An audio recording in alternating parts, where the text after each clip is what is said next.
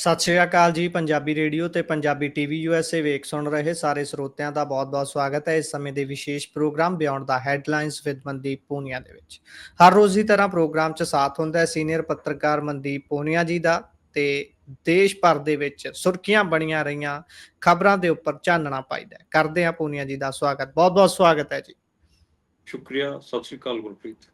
ਸਤਿ ਸ਼੍ਰੀ ਅਕਾਲ ਜੀ। ਸੋ ਰੁਖ ਕਰਦੇ ਹਾਂ ਜੀ ਖਬਰਾਂ ਦਾ ਤੇ ਖਬਰਾਂ ਦੇ ਵਿੱਚ ਸਭ ਤੋਂ ਪਹਿਲਾਂ ਉਪ ਰਾਸ਼ਟਰਪਤੀ ਦੀ ਚੋਣ ਦੇ ਵੱਲ ਚੱਲਦੇ ਹਾਂ।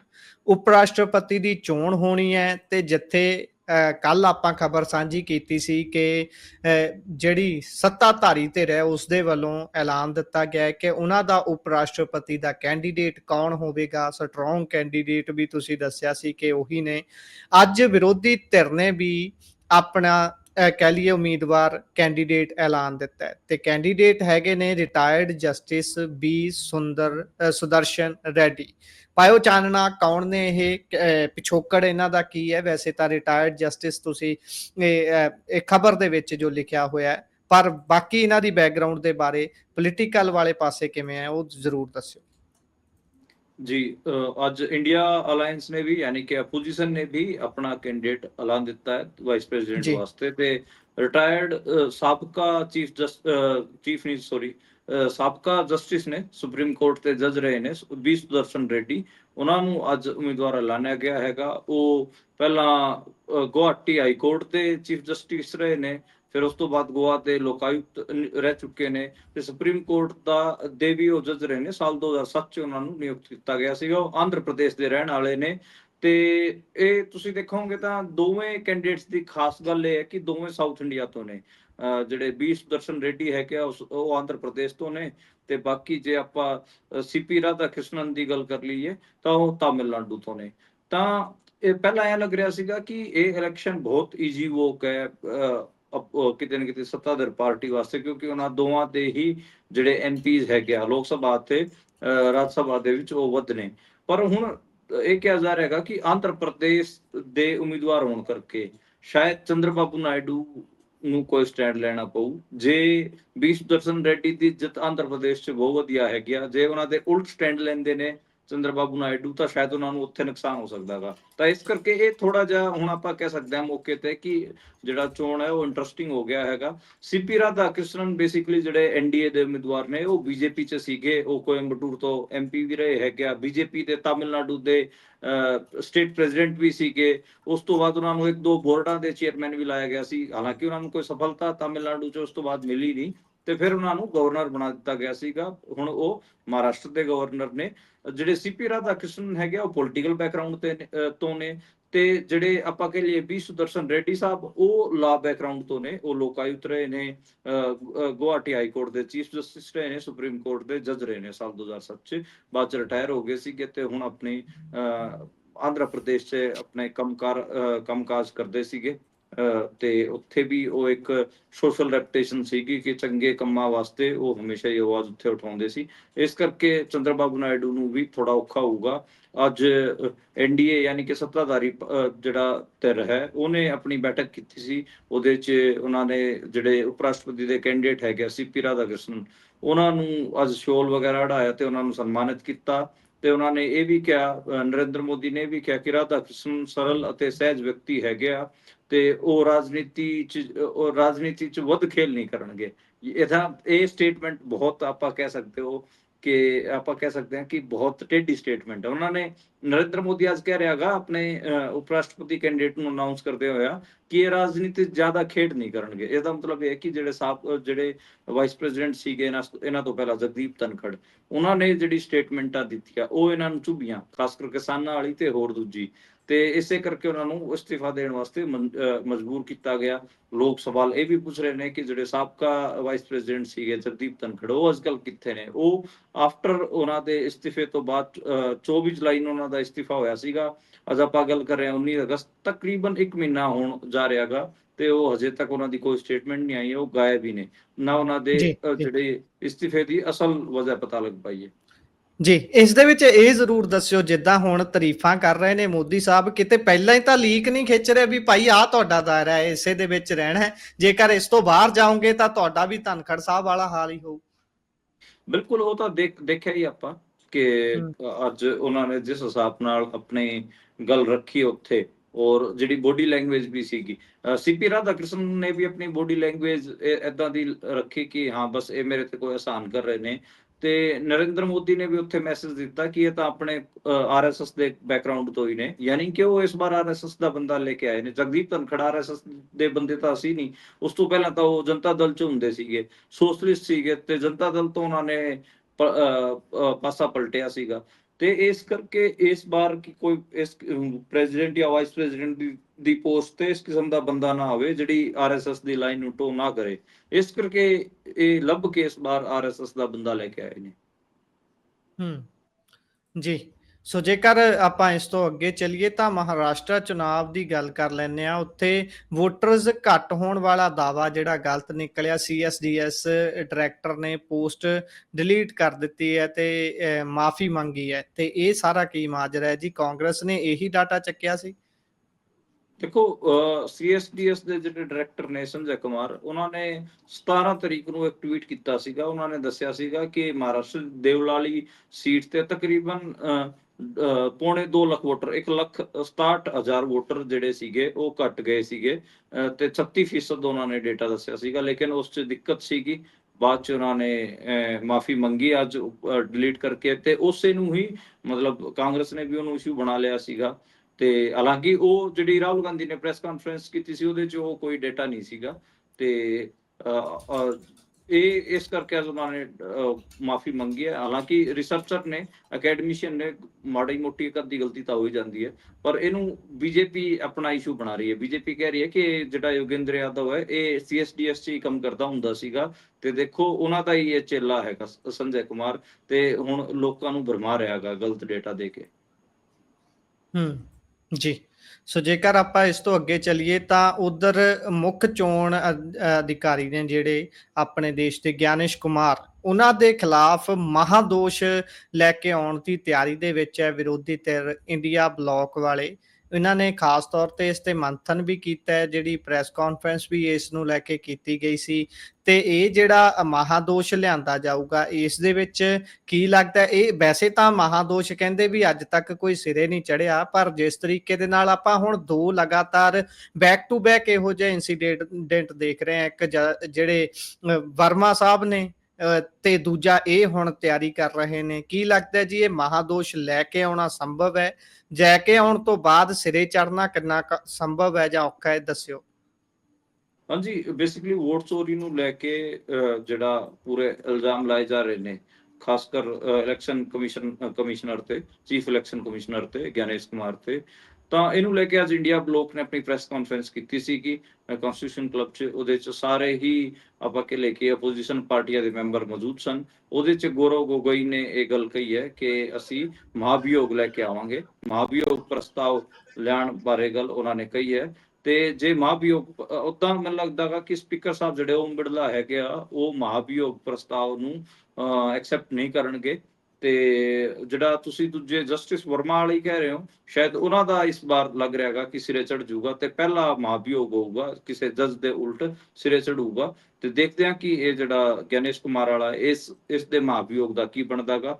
ਬਾਕੀ ਰਾਹੁਲ ਗਾਂਧੀ ਦਾ ਤੀਜਾ ਦਿਨ ਹੈਗਾ ਵੋਟ ਅਧਿਕਾਰ ਯਾਤਰਾ, ਉੱਥੇ ਬਿਹਾਰ ਦੇ ਵਿੱਚ ਕਰ ਰਹੇ ਨੇ। ਉੱਥੇ ਅੱਜ ਜੀ ਬੀਜੇਪੀ ਵਾਲੇ ਉਹਨਾਂ ਦਾ ਘਿਰਾਓ ਕਰਨ ਵੀ ਆਏ ਸੀਗੇ, ਤੇ ਜੀ ਜੀ ਹਾਲਾਂਕਿ ਘਿਰਾਓ ਹੋਇਆ ਨਹੀਂ। ਉੱਥੇ ਜਿਹੜੇ ਕਾਂਗਰਸੀ ਸੀਗੇ ਉਹ ਬੀਜੇਪੀ ਵਾਲਿਆਂ ਨਾਲ ਉਹਨਾਂ ਦਾ ਟਕਰਾਓ ਦੀ ਸਥਿਤੀ ਬਣੀ। ਬਾਅਦ 'ਚ ਫਿਰ ਪੁਲਿਸ ਆਈ ਹੋਈ ਸੀ ਬਿਹਾਰ ਦੀ, ਉਹਨਾਂ ਨੂੰ ਪਾਸੇ ਕਰਤਾ।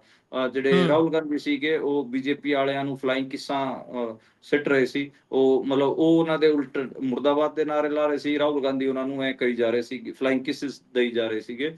ਤੇ ਬਾਅਦ 'ਚ ਕਿਹਾ ਕਿ ਜੇ ਤੁਹਾਡੀ ਵੋਟ ਚੋਰੀ ਹੋ ਗਈ ਤਾਂ ਫਿਰ ਤੁਹਾਡਾ ਰਾਸ਼ਨ ਵੀ ਕੱਟਿਆ ਜਾਊਗਾ। ਮਤਲਬ ਇੱਕ ਹਿਸਾਬ ਨਾਲ ਉਹਨਾਂ ਤੇ ਕਮੈਂਟ ਵੀ ਕੀਤਾ, ਔਰ ਉਹਨਾਂ ਨੇ ਕਿਹਾ ਕਿ ਜੇ ਲੋਕਾਂ ਦੀ ਵੋਟਾਂ ਚੋਰੀਆਂ ਹੋ ਗਈਆਂ ਤਾਂ ਫਿਰ ਉਹਨਾਂ ਦਾ ਰਾਸ਼ਨ ਕਾਰਡ ਵੀ ਕੱਟਿਆ ਜਾਊਗਾ, ਉਹਨਾਂ ਦੀ ਜ਼ਮੀਨ ਵੀ ਜਾਊਗੀ, ਜਿਹੜਾ ਮੁਫਤ ਰਾਸ਼ਨ ਮਿਲਦਾ ਹੈ ਉਹ ਵੀ ਜਾਊਗਾ। ਤਾਂ ਇੱਕ ਤੰਜ ਵੀ ਉਹਨਾਂ ਤੇ ਕੱਸਿਆ ਕਿ ਤੁਹਾਡੀ ਵੋਟਾਂ ਵਾਸਤੇ ਹੀ ਮੈਂ ਲੜ ਰਿਹਾ ਹਾਂ। ਜੀ ਜੇਕਰ ਇਸ ਤੋਂ ਅੱਗੇ ਆਪਾਂ ਚੱਲੀਏ ਤਾਂ ਉਧਰ ਅਜੀਤ ਡੋਵਾਲ ਤੇ ਪੀਐਮ ਮੋਦੀ ਹੋਣੀ ਚੀਨੀ ਵਿਦੇਸ਼ ਮੰਤਰੀ ਨੂੰ ਮਿਲੇ ਨੇ। ਇਸ ਮੁਲਾਕਾਤ ਦੇ ਵਿਚਾਲੇ ਚੀਨੀ ਫਰਟੀਲਾਈਜ਼ਰ ਤੇ ਰੇਅਰ ਅਰਥ ਮੈਟਲ ਜਿਹੜੇ ਨੇ ਉਹਨਾਂ ਨੂੰ ਦੇਣ ਦੇ ਲਈ ਤਿਆਰ ਹੋਏ ਨੇ। ਇਹ ਦੇਣੇ ਚੀਨ ਨੇ ਜਾਂ ਭਾਰਤ ਨੇ ਦੇਣੇ ਨੇ, ਇਹ ਜ਼ਰੂਰ ਕਲੀਅਰ ਕਰਿਓ। ਫਰਟੀਲਾਈਜ਼ਰ ਤਾਂ ਚਲੋ ਚੀਨ ਤੋਂ ਹੀ ਆਉਣਾ ਹੈ। ਦੇਖੋ, ਚੀਨ ਦੇ ਵਿਦੇਸ਼ ਮੰਤਰੀ ਵਾਂਗ ਯੀ ਦਿੱਲੀ ਆਏ ਹੋਏ ਨੇ ਤੇ ਦਿੱਲੀ ਦੌਰੇ ਦੌਰਾਨ ਉਹਨਾਂ ਦੀ ਮੁਲਾਕਾਤ ਪ੍ਰਧਾਨ ਮੰਤਰੀ ਨਰਿੰਦਰ ਮੋਦੀ ਨਾਲ ਹੋਈ ਹੈ, ਐਨਐਸਏ ਅਜੀਤ ਡੋਵਾਲ ਨਾਲ ਹੋਈ ਹੈ ਤੇ ਉਹ 2 ਦਿਨਾਂ ਦੇ ਦੌਰੇ ਵਾਸਤੇ ਆਏ ਹੋਏ ਨੇ। 18 ਅਗਸਤ ਨੂੰ ਰਾਤ ਨੂੰ ਪਹੁੰਚੇ ਸੀ ਕੱਲ ਤੇ ਹੁਣ ਉਹਨਾਂ ਦੀ ਬਾਇਲੇਟਰਲ ਗੱਲਬਾਤ ਹੋਈ ਸੀ ਪਹਿਲਾਂ ਤਾਂ ਵਿਦੇਸ਼ ਮੰਤਰੀ ਜੈਸ਼ੰਕਰ ਨਾਲ। ਉਸ ਤੋਂ ਬਾਅਦ ਉਹਨਾਂ ਨੇ ਇਹ ਗੱਲ ਕਹੀ ਕਿ ਚੀਨ ਇੰਡੀਆ ਨੂੰ ਰੇਅਰ ਅਰਥ ਮੈਟੀਰੀਅਲ ਦੇ ਦੂਗਾ। ਦੇਖੋ, ਰੇਅਰ ਅਰਥ ਮੈਟੀਰੀਅਲ ਤੇ ਚੀਨ ਕੋਲ ਮਤਲਬ ਠੀਕ ਠਾਕ ਉਹਨਾਂ ਕੋਲ ਰੇਅਰ ਅਰਥ ਮੈਟੀਰੀਅਲ ਹੈਗਾ, ਇੰਡੀਆ ਕੋਲ ਨਹੀਂ ਹੈ। ਯੂਕਰੇਨ ਕੋਲ ਵੀ ਹੈਗਾ ਰੇਅਰ ਅਰਥ ਮੈਟੀਰੀਅਲ, ਜਿਹੜਾ ਇਹ ਪੂਰਾ ਨੈਟੋ ਵਾਲਾ ਅਤੇ ਰਸ਼ੀਆ ਯੂਕਰੇਨ ਵੋਰ ਚੱਲ ਰਿਹਾ ਹੈਗਾ, ਇਹਦੇ ਪਿੱਛੇ ਅਮਰੀਕਾ ਜਿਹੜੇ ਇੰਟਰਸਟ ਪਾਲ ਰਿਹਾ ਹੈਗਾ। ਈਵਨ 50% ਆਫ ਦਾ ਰੇਅਰ ਅਰਥ ਮੈਟੀਰੀਅਲ ਯੂਕਰੇਨ ਦੇ ਇਸ ਟਾਈਮ ਅਮਰੀਕਾ ਹੀ ਕੰਜ਼ਿਊਮ ਕਰ ਰਿਹਾ ਹੈਗਾ। ਇਹ ਵੀ ਇੱਕ ਸੱਚਾਈ ਹੈ।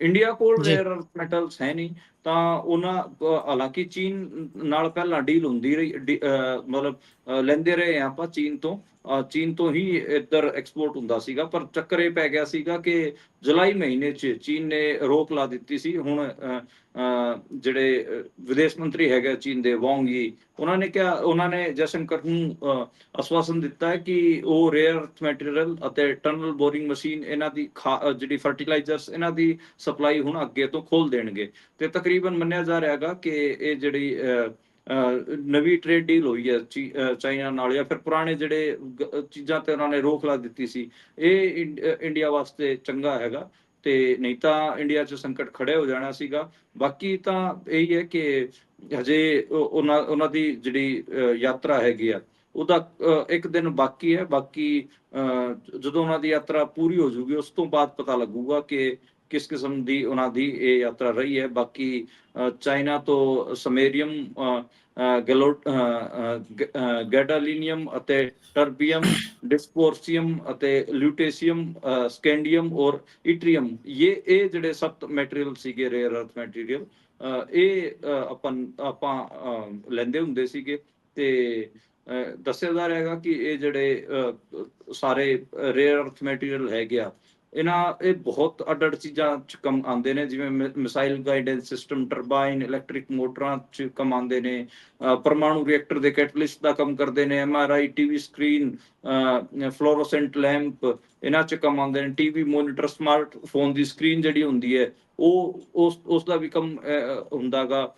ਡੀਜ਼ਲ ਗੈਲਾਸੀਅਮ, ਜਿਹੜਾ ਗੈਲੋਸੀਅਮ ਹੈ, ਉਹ ਤਾਂ ਡੀਜ਼ਲ ਦੇ ਉਤਪਾਦਨ 'ਚ ਕਿਤੇ ਨਾ ਕਿਤੇ ਇੱਕ ਅਹਿਮ ਰੋਲ ਉਹਦਾ ਹੁੰਦਾਗਾ। ਤੇ ਜੀ ਹੋਰ ਸੈਮੀ ਕੰਡਕਟਰ ਵਾਸਤੇ, ਹਥਿਆਰ ਬਣਾਉਣ ਵਾਸਤੇ, ਪੈਟਰੋਲੀਅਮ ਰਿਫਾਈਨਿੰਗ ਵਾਸਤੇ, ਮਾਈਕ੍ਰੋਵੇਵ ਫਿਲਟਰ ਵਾਸਤੇ, ਰਡਾਰ ਸਿਸਟਮ ਵਾਸਤੇ, ਇੰਨੇ ਕੰਮ ਨੇ ਜੀ ਇਹਨਾਂ ਰੇਅਰ ਅਰਥ ਮੈਟੀਰੀਅਲ ਦੇ, ਤੇ ਉਹ ਸਾਰੇ ਕੰਮ ਆਉਂਦੇ ਨੇ। ਤਾਂ ਮਤਲਬ ਇੰਡੀਆ ਨੂੰ ਕਿਤੇ ਨਾ ਕਿਤੇ ਕਹਿ ਸਕਦੇ ਹਾਂ ਕਿ ਇਸ ਵਿਜ਼ਿਟ ਨਾਲ ਰਾਹਤ ਥੋੜੀ ਜਿਹੀ ਮਿਲੀ ਹੈ। ਜੀ, ਜੇਕਰ ਇਸ ਤੋਂ ਅੱਗੇ ਮੈਂ ਅਗਲੀ ਖਬਰ ਤੇ ਚੱਲਾਂ ਤਾਂ ਨਿਸ਼ੀਕਾਂਤ ਦੁਬੇ ਬੋਲਦਿਆਂ ਹੋਇਆਂ ਕਹਿੰਦੇ ਨੇ ਕਿ ਕਾਂਗਰਸ ਨੇ ਸਪੇਸ ਮਿਸ਼ਨ ਨੂੰ ਕਮਜ਼ੋਰ ਕੀਤਾ ਹੈ, ਇਸਰੋ ਵਿਗਿਆਨੀ ਨੂੰ ਗਲਤ ਤਰੀਕੇ ਦੇ ਨਾਲ ਗ੍ਰਿਫਤਾਰ ਕਰਾਇਆ। ਇਹ ਸਾਰਾ ਕੀ ਮਾਜਰਾ ਹੈ, ਕਿਉਂ ਇਹ ਆਖ ਰਹੇ ਨੇ? ਬੇਸਿਕਲੀ ਇੰਡੀਆ ਦੇ ਵਿੱਚ ਮੌਨਸੂਨ ਸੈਸ਼ਨ ਚੱਲ ਰਿਹਾ ਹੈਗਾ ਪਾਰਲੀਮੈਂਟ ਦਾ, ਤੇ ਲੋਕ ਸਭਾ ਤੇ ਰਾਜ ਸਭਾ ਦੇ ਵਿੱਚ ਵੋਟਰ ਵੈਰੀਫਿਕੇਸ਼ਨ ਅਤੇ ਵੋਟ ਚੋਰੀ ਵਾਲੇ ਮਾਮਲੇ ਨੂੰ ਲੈ ਕੇ ਜਿਹੜੇ ਅੱਜ ਆਪੋਜੀਸ਼ਨ ਪਾਰਟੀਆਂ ਸੀਗੀਆਂ ਉਹ ਹੰਗਾਮਾ ਕਰ ਰਹੀਆਂ ਸੀ। ਇਸੇ ਦੌਰਾਨ ਹੀ ਨਿਸ਼ੀਕਾਂਤ ਦੁਬੇ ਨੇ ਇਹ ਆਰੋਪ ਲਾਇਆ ਕਿ ਕਾਂਗਰਸ ਜਦੋਂ ਸੱਤਾ 'ਚ ਸੀਗੀ ਉਹਨੇ ਅਮਰੀਕਾ, ਚੀਨ, ਪਾਕਿਸਤਾਨ ਦੇ ਕਹਿਣ ਤੇ ਦੇਸ਼ ਦੇ ਸਪੇਸ ਮਿਸ਼ਨ ਨੂੰ ਕਮਜ਼ੋਰ ਕੀਤਾ ਹੈ। ਉਹਨਾਂ ਨੇ ਇਹ ਵੀ ਕਿਹਾ ਕਿ ਜਿਹੜੇ ਪ੍ਰਸਿੱਧ ਇਸਰੋ ਵਿਗਿਆਨਿਕ ਸੀਗੇ ਨੰਬੀ ਨਾਰਾਇਣਨ, ਉਹਨਾਂ ਦੀ CBI ਨੇ 1994 ਦੇ ਵਿੱਚ ਗਲਤ ਤਰੀਕੇ ਨਾਲ ਗ੍ਰਿਫਤਾਰੀ ਕੀਤੀ ਸੀਗੀ ਤੇ ਇਸ ਕਰਕੇ ਇੰਡੀਆ ਦੇ ਸਪੇਸ ਪ੍ਰੋਗਰਾਮ ਨੂੰ ਖਾਸਾ ਨੁਕਸਾਨ ਹੋਇਆ ਸੀ। ਤੇ ਹਾਲਾਂਕਿ ਉਸ ਟਾਈਮ ਜਦੋਂ ਇਹ ਆਰੋਪ ਲਾਏ ਜਾ ਰਹੇ ਸੀਗੇ ਤੇ ਉਸ ਟਾਈਮ ਜਿਹੜੀ ਆਪੋਜੀਸ਼ਨ ਪਾਰਟੀਆਂ ਸੀਗੀਆਂ ਉਹ ਹੰਗਾਮਾ ਵੀ ਕਰ ਰਹੀਆਂ ਸੀ ਤੇ ਇਸ ਤੇ ਆਪਾਂ ਕਹਿ ਲਈਏ ਕਿ ਡਿਸਕਸ਼ਨ ਵੀ ਨਹੀਂ ਚਾਹੁੰਦੀਆਂ ਸੀਗੀਆਂ। ਤੇ ਮਤਲਬ ਆਪਾਂ ਕਹਿ ਸਕਦੇ ਹਾਂ ਕਿ ਉਹ ਜਿਹੜਾ ਇਸ ਟਾਈਮ ਵੱਡਾ ਮੁੱਦਾ ਹੈ SIR ਵਾਲਾ, ਵੋਟ ਚੋਰੀ ਵਾਲਾ, ਉਹ ਤੋਂ ਭੱਜਣ ਵਾਸਤੇ ਉਹ ਫਿਰ ਪੁਰਾਣੀਆਂ ਕੁਝ ਵੀ ਚੀਜ਼ਾਂ ਕੱਢ ਲਿਆਂਦੇ ਨੇ ਤੇ ਕਾਂਗਰਸ ਤੇ ਆਰੋਪ ਲਾ ਰਹੇ ਨੇ। ਠੀਕ ਹੈ ਕਿ ਮਤਲਬ ਪਿਛਲੇ 11 ਸਾਲਾਂ ਤੋਂ ਤੁਸੀਂ ਹੀ ਸੱਤਾ 'ਚ ਹੈਗੇ ਹੋ, ਬੀਜੇਪੀ ਸੱਤਾ 'ਚ ਹੈਗੀ ਆ। ਕਾਂਗਰਸ ਨੇ ਜੋ ਕੁਛ ਕੀਤਾ ਉਹਦੀ ਸਜ਼ਾ ਉਹਨੂੰ ਮਿਲੀ 2014 'ਚ, ਲੋਕਾਂ ਨੇ ਉਹਨਾਂ ਨੂੰ ਸੱਤਾ ਤੋਂ ਬਾਹਰ ਕਰਤਾ। ਹੁਣ ਤੱਕ ਉਹ ਸੱਤਾ 'ਚ ਨਹੀਂ ਆਏ ਹੈਗੇ ਆ। ਉਹਨਾਂ ਬਾਰੇ ਲਗਾਤਾਰ ਆਪਾਂ ਜਦੋਂ ਸੱਤਾ 'ਚ ਸੀਗੇ ਬੋਲਦੇ ਸੀਗੇ। ਹੁਣ ਪਿਛਲੇ ਜੀ 11 ਸਾਲਾਂ ਤੋਂ ਬੀਜੇਪੀ ਦੀ ਸਰਕਾਰ ਹੈ। ਉਹ ਹੁਣ ਵੀ ਹੂੰ ਨਹਿਰੂ ਨੂੰ ਜਾਂ ਫਿਰ ਕਾਂਗਰਸ ਨੂੰ ਹੀ ਦੋਸ਼ ਦਿੰਦੇ ਰਹਿਣਗੇ, 90 ਦੀ 80 ਦੀ ਕਹਾਣੀਆਂ ਹੀ ਦੱਸਦੇ ਰਹਿਣਗੇ। ਇੱਕ ਸਵਾਲ ਜੀ ਹੈ, ਮਤਲਬ 11 ਸਾਲਾਂ 'ਚ ਇਹਨਾਂ ਨੇ ਕੀ ਕੀਤਾ? ਤੇ ਅੱਗੇ ਜਦੋਂ ਇਹਨਾਂ ਤੋਂ ਪੁੱਛਿਆ ਜਾਂਦਾ ਹੈਗਾ ਕਿ ਤੁਸੀਂ ਕਿਵੇਂ ਡਿਵੈਲਪ ਕਰੋਗੇ, ਪਹਿਲਾਂ ਤਾਂ ਤੁਸੀਂ ਕਹਿੰਦੇ ਸੀਗੇ 2022 ਤੱਕ ਅਸੀਂ ਕਿਸਾਨਾਂ ਦੀ ਇਨਕਮ ਡਬਲ ਕਰ ਦਿਆਂਗੇ, ਸਾਰੇ ਬੱਚਿਆਂ ਨੂੰ ਰੋਜ਼ਗਾਰ ਦੇ ਦਿਆਂਗੇ। ਇਹ ਹੁਣ ਤੁਸੀਂ ਕਹਿਣ ਲੱਗੇ ਹੋ 2047 ਤੱਕ ਅਸੀਂ ਡਿਵੈਲਪ ਕਰਾਂਗੇ ਇੰਡੀਆ ਨੂੰ। ਪਹਿਲਾਂ ਤਾਂ ਤੁਸੀਂ 2022 ਇੱਕ ਮਾਰਕਿੰਗ ਪੁਆਇੰਟ ਬਣਾਇਆ ਹੋਇਆ ਸੀਗਾ, ਠੀਕ ਹੈ, ਹੂੰ ਹੁਣ 2047 ਬਣਾ ਲਿਆ। ਤੇ ਤੁਸੀਂ ਤਾਂ ਮਤਲਬ ਗੋਲ ਪੋਸਟ ਹੀ ਚੇਂਜ ਕਰੇ ਜਾ ਰਹੇ ਹੋ ਤੇ ਪੁਰਾਣੀ ਚੀਜ਼ਾਂ ਜੀ ਤੇ ਖੇਡੀ ਜਾ ਰਹੇ ਹੋ। ਇਹ ਇੱਕ ਮੈਨੂੰ ਲੱਗਦਾ ਹੈਗਾ ਕਿ ਇਹ ਗੱਲ ਆਣੀ ਚਾਹੀਦੀ। ਬੀਜੇਪੀ ਇਸ ਮਾਮਲੇ 'ਚ ਖਾਸਾ ਲੋਕਾਂ ਨੂੰ ਬੇਵਕੂਫ ਬਣਾ ਰਹੀ ਹੈ। ਜੀ ਸੋ ਜੇਕਰ ਆਪਾਂ ਇਸ ਤੋਂ ਅੱਗੇ ਚੱਲਦੇ ਹਾਂ ਤਾਂ ਉਧਰ ਅਜੇ ਰਾਏ ਦਾ ਦਾਅਵਾ ਹੈ ਕਿ ਮੋਦੀ ਵੋਟ ਚੋਰੀ ਕਰਕੇ ਪ੍ਰਧਾਨ ਮੰਤਰੀ ਬਣੇ ਨੇ। ਕਹਿੰਦੇ ਮੈਂ 7 ਰਾਊਂਡ ਦੇ ਵਿੱਚ ਅੱਗੇ ਸੀ, ਪਰ ਕਹਿੰਦੇ ਇਲੈਕਸ਼ਨ ਕਮਿਸ਼ਨ ਦੀ ਵੈਬਸਾਈਟ ਬੰਦ ਹੋ ਜਾਂਦੀ ਹੈ ਤੇ ਮੋਦੀ ਜੀ ਨੂੰ ਜੇਤੂ ਘੋਸ਼ਿਤ ਕਰ ਦਿੱਤਾ ਜਾਂਦਾ ਹੈ। ਜੀ ਬਿਲਕੁਲ, ਜਿਹੜੇ ਕਾਂਗਰਸ ਦੇ ਉੱਥੋਂ ਯੂਪੀ ਦੇ ਪ੍ਰਦੇਸ਼ ਅਧਿਕਸ਼ ਨੇ ਅਜੇ ਰਾਏ, ਉਹਨਾਂ ਨੂੰ ਪ੍ਰਧਾਨ ਮੰਤਰੀ ਨਰਿੰਦਰ ਮੋਦੀ ਦੇ ਉਲਟ ਵਾਰਾਣਸੀ ਤੋਂ ਚੋਣ ਲੜਾਇਆ ਗਿਆ ਸੀਗਾ। ਅਜੇ ਰਾਏ ਨੇ ਬਹੁਤ ਵਧੀਆ ਵੋਟਾਂ ਕੱਢੀਆਂ। ਈਵਨ ਇਹ ਵੀ ਗੱਲ ਸਹੀ ਹੈ ਕਿ 7 ਰਾਊਂਡ ਤੱਕ ਅਜੇ ਰਾਏ ਅੱਗੇ ਸੀਗੇ ਨਰਿੰਦਰ ਮੋਦੀ ਤੋਂ। ਉਸ ਤੋਂ ਬਾਅਦ ਕਿਤੇ ਨਾ ਕਿਤੇ ਉਸ ਡੇਟਾ ਨੂੰ ਫ੍ਰੀਜ਼ ਕਰ ਦਿੱਤਾ ਗਿਆ ਸੀਗਾ। ਅਜੇ ਰਾਏ ਨੇ ਕਿਹਾ ਕਿ ਦੁਪਹਿਰ 1 ਵਜੇ ਤੋਂ ਬਾਅਦ ਜਿਹੜੇ ਵਾਰਾਣਸੀ ਸੀਟ ਤੇ ਜਿਹੜਾ ਰਿਜ਼ਲਟ ਚੱਲ ਰਿਹਾ ਸੀ ਉਸ ਤੇ ਵੈਬਸਾਈਟ ਨੂੰ ਰੋਕ ਦਿੱਤਾ ਗਿਆ ਤੇ ਸ਼ਾਮ 5 ਵਜੇ ਅਚਾਨਕ ਤੋਂ ਮੋਦੀ ਨੂੰ ਜੇਤੂ ਘੋਸ਼ਿਤ ਕਰਾਰ ਦੇ ਦਿੱਤਾ ਗਿਆ ਸੀਗਾ। ਤੇ ਉਹਨਾਂ ਨੇ ਅੱਜ ਵਾਰਾਣਸੀ 'ਚ ਪ੍ਰੈਸ ਕਾਨਫਰੰਸ ਵੀ ਕੀਤੀ ਹੈ, ਇਹ ਗੱਲ ਕਹੀ ਵੀ ਹੈ। ਤੇ ਵੋਟ ਚੋਰੀ ਵਾਲੇ ਮਾਮਲੇ 'ਚ ਇੱਕ ਵੱਡਾ ਖੁਲਾਸਾ ਉਹਨਾਂ ਵੱਲੋਂ ਕਿਹਾ ਜਾ ਰਿਹਾ ਹੈਗਾ। ਦੇਖੋ, ਤਕਰੀਬਨ ਇਸ ਵਾਰ ਜਿਹੜਾ ਅਜੇ ਰਾਏ ਨੇ 7 ਰਾਊਂਡ ਤੱਕ ਮੋਦੀ ਨੂੰ ਪਿੱਛੇ ਰੱਖਿਆ, ਇੱਕ ਵੱਡੀ ਅਚੀਵਮੈਂਟ ਸੀਗੀ। ਹੁਣ ਮਤਲਬ ਜਿਹੜਾ ਵਾਰਾਣਸੀ ਲੋਕ ਸਭਾ ਸੀਟ ਦੀ ਪੂਰੀ ਵੋਟਰ ਲਿਸਟ ਦੇਖੀ ਜਾਊਗੀ, ਕੀ ਚੀਜ਼ਾਂ ਹੈਗੀਆਂ ਤੇ ਕੀ ਗੜਬੜ ਹੋਈਆਂ ਹੈ ਜਾਂ ਨਹੀਂ, ਉਹਦੀ ਜੇ ਪ੍ਰੋਪਰ ਇਨਵੈਸਟੀਗੇਸ਼ਨ ਹੋਊਗੀ ਤਾਂ ਹੀ ਪਤਾ ਲੱਗੂਗਾ। ਹਾਲਾਂਕਿ ਉਹਨਾਂ ਵੱਲੋਂ ਆਰੋਪ ਲਾ ਦਿੱਤੇ ਗਏ ਹਨ। ਹੂੰ ਜੀ ਉਧਰ ਜੇਕਰ ਅਗਲੀ ਖਬਰ ਤੇ ਚੱਲਾਂ ਤਾਂ ਮਨੀਸ਼ਾ ਇੱਕ ਲੜਕੀ ਖਾਸਾ ਮੈਂ ਦੇਖ ਰਿਹਾ ਸੀ ਵੱਖ-ਵੱਖ ਜਗ੍ਹਾ ਤੇ ਹੈਸ਼ਟੈਗ ਵਾਇਰਲ ਹੋ ਰਹੇ ਨੇ, ਜਸਟਿਸ ਫੋਰ ਮਨੀਸ਼ਾ ਕਿਹਾ ਜਾ ਰਿਹਾ ਹੈ। ਇਹ ਲੜਕੀ ਕਿੱਥੋਂ ਦੀ ਸੀ, ਇਸ ਦੇ ਨਾਲ ਕੀ ਹੋਇਆ? ਇਹ ਖਬਰ ਆ ਰਹੀ ਹੈ ਕਿ ਪੱਕਾ ਮੋਰਚਾ ਲਾਉਣ ਦਾ ਪਿੰਡ ਵਾਸੀਆਂ ਵੱਲੋਂ ਐਲਾਨ ਕੀਤਾ ਗਿਆ ਹੈ। ਕੀ ਹੋਇਆ ਵਾਪਰਿਆ ਸੀ ਜੀ? ਦੇਖੋ, ਇਹ ਹਰਿਆਣੇ ਦਾ ਜਿਹੜਾ ਬਾਗੜ ਏਰੀਆ ਹੈਗਾ, ਭਿਵਾਣੀ ਚਰਖੀ ਦਾਦਰੀ, ਉੱਥੇ ਇਹਨਾਂ ਦਾ ਪਿੰਡ ਹੈਗਾ ਇਸ ਕੁੜੀ ਦਾ। ਤੇ ਇਹ 17 ਸਾਲ ਦੀ ਸੀਗੀ, 18 ਸਾਲ ਦੀ ਸੀਗੀ ਤੇ ਇਹ ਨਰਸਿੰਗ ਦੇ ਐਡਮਿਸ਼ਨ ਵਾਸਤੇ ਗਈ ਸੀਗੀ ਘਰ ਤੋਂ ਕਿ ਮੈਂ ਨਰਸਿੰਗ 'ਚ ਐਡਮਿਸ਼ਨ ਲੈਣੀ ਹੈਗੀ ਆ।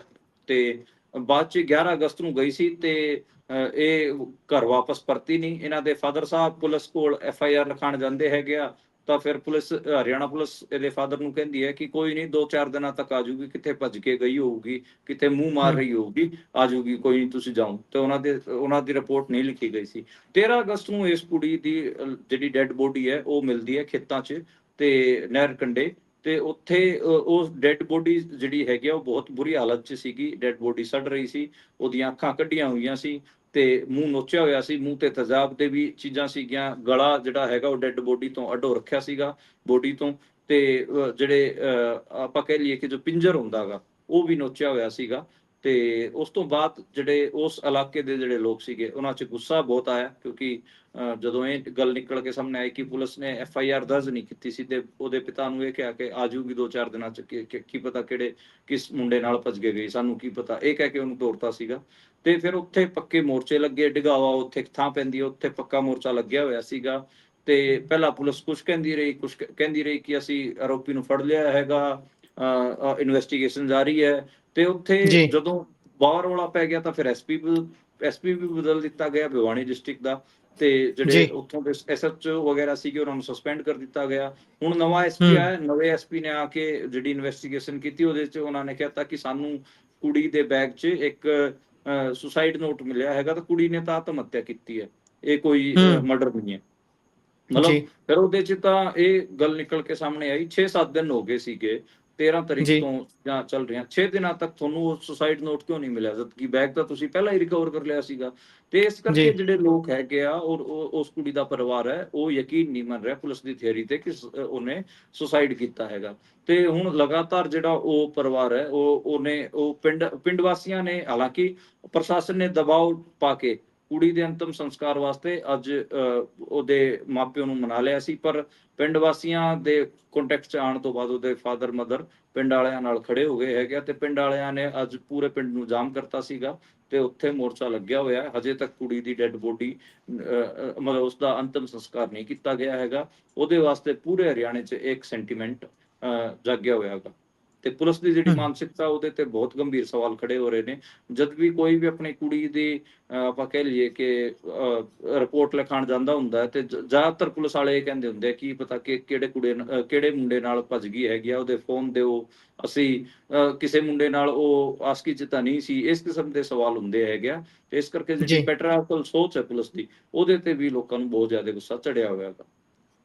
ਹੂੰ ਜੀ ਜੀ, ਇਹ ਚੀਜ਼ ਤਾਂ ਹੈ। ਇੰਨੇ ਸੈਂਸਿਟਿਵ ਇਸ਼ੂਜ਼ ਨੂੰ ਜਦੋਂ ਪੁਲਿਸ ਖਾਸ ਤੌਰ ਤੇ ਇੰਨੇ ਗੈਰ ਸੰਜੀਦਾ ਢੰਗ ਦੇ ਨਾਲ ਡੀਲ ਕਰਦੀ ਹੈ, ਪੇਸ਼ ਆਉਂਦੀ ਹੈ, ਤਾਂ ਫਿਰ ਇੱਕ ਵਾਰ ਇਹ ਸੋਚਣ ਨੂੰ ਮਨ ਜ਼ਰੂਰ ਕਰਦਾ ਹੈ ਕਿ ਕੀ ਅਸੀਂ ਸੱਚੀ ਆਜ਼ਾਦ ਹੋ ਚੁੱਕੇ ਹਾਂ, ਅਸੀਂ ਆਜ਼ਾਦ ਦੇਸ਼ ਦੇ ਵਿੱਚ ਰਹਿ ਰਹੇ ਹਾਂ। ਇਹ ਦੁਬਾਰਾ ਰੀਕਾਲ ਕਰਨ ਦੀ ਲੋੜ ਪੈ ਜਾਂਦੀ ਹੈ। ਅੱਗੇ ਚੱਲਦੇ ਹਾਂ ਅਗਲੀ ਖਬਰ ਦੇ ਵੱਲ। ਹਰਿਆਣਾ ਦੇ ਵਿੱਚ ਬੀਜੇਪੀ ਕਹਿੰਦੇ ਵਨ ਸਟੇਟ ਵਨ ਇਲੈਕਸ਼ਨ ਕਰਾਉਣ ਦੀ ਤਿਆਰੀ ਦੇ ਵਿੱਚ ਹੈ। ਹਾਂਜੀ, ਬੇਸਿਕਲੀ ਆਪਾਂ ਨੂੰ ਪਤਾ ਕਿ ਜਿਹੜੀ ਇੰਡੀਆ ਦੇ ਵਿੱਚ 3 ਲੇਅਰ ਹੈਗੀਆਂ, ਖਾਸ ਕਰ ਇਲੈਕਟਿਡ ਰਿਪਰੈਜ਼ੈਂਟੇਟਿਵਸ ਦੀ। ਪਹਿਲੀ ਲੇਅਰ ਆਪਾਂ ਨੂੰ ਪਤਾ ਹੈ ਲੋਕ ਸਭਾ ਵਾਲੀ ਹੈਗੀ ਆ, ਤੇ ਜਿਹੜੀ ਸੈਂਟਰ ਗਵਰਨਮੈਂਟ ਬਣਦੀ ਹੈ। ਦੂਜੀ ਆਪਾਂ ਨੂੰ ਪਤਾ ਹੈ ਕਿ ਜਿਹੜੇ ਸੂਬੇ ਦੀ ਸਰਕਾਰਾਂ ਬਣਦੀਆਂ ਨੇ, ਵਿਧਾਨ ਸਭਾ ਚੋਣ ਹੁੰਦੇ ਨੇ। ਤੀਜੀ ਲੇਅਰ ਜਿਹੜੀ ਹੈਗੀ ਆ ਪੰਚਾਇਤਾਂ ਦੀ ਹੈਗੀ ਆ, ਜਿਹਦੇ 'ਚ ਪਾਰਸ਼ਦ, ਸਰਪੰਚ, ਮੈਂਬਰ, ਚੇਅਰਮੈਨ, ਬਲਾਕ ਦੇ ਚੇਅਰਮੈਨ, ਇਹ ਸਾਰੇ ਬਣਦੇ ਨੇ। ਤੇ ਉਹਦੇ 'ਚ ਹੀ ਹੁਣ ਇਹ ਕਹਿ ਰਹੇ ਨੇ ਕਿ ਅਸੀਂ ਕੋਸ਼ਿਸ਼ ਕਰਾਂਗੇ ਕਿ ਜਦੋਂ ਸੂਬੇ ਦੇ ਚੋਣ ਹੋਣ, ਖਾਸ ਕਰ MLA ਵਾਲੇ ਚੋਣ ਹੋਣ, ਉਸੇ ਦੌਰਾਨ ਹੀ ਪੰਚਾਇਤਾਂ ਦੇ ਚੋਣ ਵੀ ਹੋ ਜਾਣ। ਤੇ ਉਸ ਦੇ ਵਾਸਤੇ ਇਹਨਾਂ ਨੇ ਕਮੇਟੀ ਵਗੈਰਾ ਬਣਾਈ ਹੈ, ਤੇ ਮੰਤਰੀਆਂ ਨਾਲ ਅੱਜ ਨਾਇਬ ਸੈਣੀ ਨੇ ਮੀਟਿੰਗ ਕੀਤੀ ਹੈਗੀ ਆ। ਬੇਸਿਕਲੀ ਇਹਨੂੰ ਕਹਿ ਲਓ ਕਿ ਸੈਂਟਰ ਦੀ ਜਿਹੜੀ ਸੋਚ ਹੈ ਪੂਰੀ ਇੱਕ ਦੇਸ਼ ਇੱਕ ਇਲੈਕਸ਼ਨ ਵਾਲੀ, ਉਹਦੇ ਨਾਲ ਤਾਲਮੇਲ ਕਰਨ ਦੀ ਕੋਸ਼ਿਸ਼ ਕਰ ਰਹੇ ਨੇ। ਇਹ RSS ਦੀ ਆਈਡੀਓਲੋਜੀ ਹੈ, ਤੇ ਉਸੇ ਨੂੰ ਹੀ ਹਰਿਆਣੇ 'ਚ ਤਾਰਨ ਵਾਸਤੇ ਇਹ ਹੱਥ ਪੈਰ ਮਾਰ ਰਹੇ ਨੇ। ਇਹਦਾ ਨੁਕਸਾਨ ਇਹੀ ਹੋਊਗਾ ਕਿ ਕਿਤੇ ਨਾ ਕਿਤੇ ਜਿਹੜੇ ਅੱਡ ਬੋਡੀਜ਼ ਨੇ, ਲੋਕਲ ਬੋਡੀਜ਼ ਅੱਡ ਕਿਸਮ ਨਾਲ ਕੰਮ ਕਰਦੀਆਂ ਨੇ, ਉੱਥੇ ਲੋਕਲ ਪੋਲਿਟਿਕਸ ਅੱਡ ਕਿਸਮ ਦੀ ਹੁੰਦੀ ਹੈ, ਸੂਬੇ ਦੀ ਪੋਲਿਟਿਕਸ ਅੱਡ ਕਿਸਮ ਦੀ ਹੁੰਦੀ ਹੈ, ਸੈਂਟਰ ਦੀ ਅੱਡ। ਉਹ ਸਾਰਿਆਂ ਨੂੰ ਮਿਲਾ ਕੇ ਜੀ ਇੱਕ ਸੈਂਟਰਲ ਇਸ਼ੂਜ਼ ਤੇ ਲੈ ਜਾ ਕੇ ਫੋਕਸ ਕਰ ਦੇਣਗੇ। ਤੇ ਜਿਹੜੀ ਆਪਾਂ ਕਹਿ ਲਈਏ ਕਿ ਖੇਤਰੀ ਧਿਰਾਂ ਹੈਗੀਆਂ, ਉਹਨਾਂ ਨੂੰ ਬਹੁਤ ਇਹਦੇ 'ਚ ਨੁਕਸਾਨ ਹੋਊਗਾ। ਜੀ, ਨੁਕਸਾਨ ਤਾਂ ਜ਼ਰੂਰ ਹੋਊਗਾ, ਕਿਉਂਕਿ ਕੋਈ ਬਹੁਤ ਸਾਰੀਆਂ ਬਾਡੀਜ਼ ਦੀਆਂ ਚੋਣਾਂ ਕਰਾਉਣ ਦੇ ਲਈ ਉਹਨਾਂ ਨੂੰ ਪਹਿਲਾਂ ਹੀ ਭੰਗ ਕਰ ਦਿੱਤਾ ਜਾਊਗਾ। ਇਹੀ ਤਾਂ ਵੱਡੇ ਸਵਾਲ ਉੱਠ ਰਹੇ ਨੇ ਉਸ ਕਮੇਟੀ ਦੇ ਅੱਗੇ ਵੀ, ਤੇ ਜਿਸ ਨੇ ਇਹ ਸਾਰਾ ਫੈਸਲਾ ਕਰਨਾ ਹੈ ਕਿ ਕੀ ਇਹ ਲਾਗੂ ਹੋ ਸਕਦਾ ਜਾਂ ਫਿਰ ਨਹੀਂ। ਸੋ ਅੱਗੇ ਚੱਲਦੇ ਹਾਂ ਜੀ। ਪੰਜਾਬ ਦੇ 7 ਜ਼ਿਲ੍ਹੇ ਇਸ ਸਮੇਂ ਹੜ੍ਹ ਦੀ ਚਪੇਟ ਦੇ ਵਿੱਚ ਨੇ। ਉਧਰ ਪੌਂਗ ਡੈਮ ਦੇ ਵਿੱਚ ਵੀ ਖਤਰੇ ਦੇ ਨਿਸ਼ਾਨ ਤੋਂ 3 ਫੁੱਟ ਉੱਤੇ ਪਾਣੀ ਚੱਲ ਰਿਹਾ ਹੈ।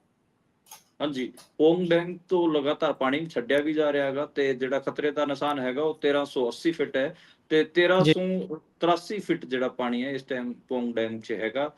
ਜਿਹੜੀ ਉਹਦੀ ਫੁੱਲ ਕੈਪੈਸਿਟੀ ਹੈ, ਜੇ ਆਪਾਂ ਕਹਿ ਲਈਏ ਕਿ ਓਵਰਫਲੋ ਤੋਂ ਵਾਲੀ ਜਿਹੜੀ ਕੈਪੈਸਿਟੀ ਹੁੰਦੀ, ਫੁੱਲ ਕੈਪੈਸਿਟੀ, ਉਹ 1400 ਫੀਟ ਦੀ ਹੈ ਤਕਰੀਬਨ। ਤੇ ਮਤਲਬ ਉਸ ਜੀ ਫੁੱਲ ਕੈਪੈਸਿਟੀ ਤੋਂ ਤਕਰੀਬਨ 17 ਫਿਟ ਦਾ ਹੀ ਫਰਕ ਰਹਿ ਗਿਆ, ਤੁਸੀਂ ਕਹਿ ਸਕਦੇ ਹੋ।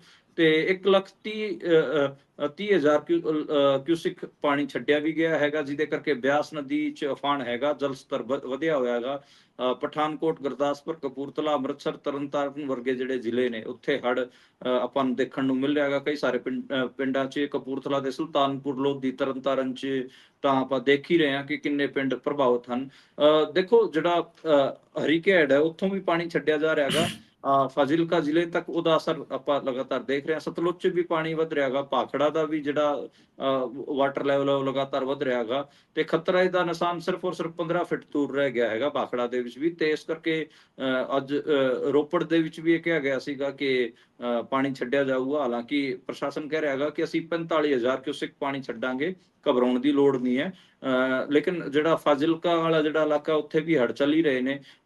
ਯਮੁਨਾ ਨਗਰ ਦੇ ਵਿੱਚ, ਹਰਿਆਣੇ ਦੇ ਵਿੱਚ ਵੀ ਜਿਹੜੇ ਹੜ੍ਹ ਵਰਗੇ ਹਾਲਾਤ ਨੇ ਯਮੁਨਾ ਨਗਰ ਦੇ ਵਿੱਚ ਚੱਲ ਰਹੇ ਨੇ। ਯਮੁਨਾ ਨਗਰ ਦੇ ਬਹੁਤ ਸਾਰੇ ਪਿੰਡ ਡੁੱਬੇ ਹੋਏ ਨੇ, ਉੱਥੇ ਯਮੁਨਾ ਨਦੀ ਦਾ ਤੇ ਜਿਹੜੀ ਘੱਗਰ ਨਦੀ ਹੈ ਉਹਦੀ ਮਾਰ ਖਾਸੀ ਦੇਖਣ ਨੂੰ ਮਿਲ ਰਹੀ ਹੈ। ਬਾਕੀ ਫਾਜ਼ਿਲਕਾ ਦੇ ਵਿੱਚ ਕਿਤੇ ਨਾ ਕਿਤੇ ਹੜ੍ਹਾਂ ਦੀ ਚਪੇਟ ਕਰਕੇ ਬਹੁਤ ਸਾਰੇ ਪਿੰਡ ਪ੍ਰਭਾਵਿਤ ਹਨ। ਉੱਥੇ ਜਿਹੜੇ ਮਨਪ੍ਰੀਤ ਬਾਦਲ ਹੈਗੇ ਆ ਉਹ ਵੀ ਵਿਜ਼ਿਟ ਕਰਕੇ ਆਏ ਨੇ।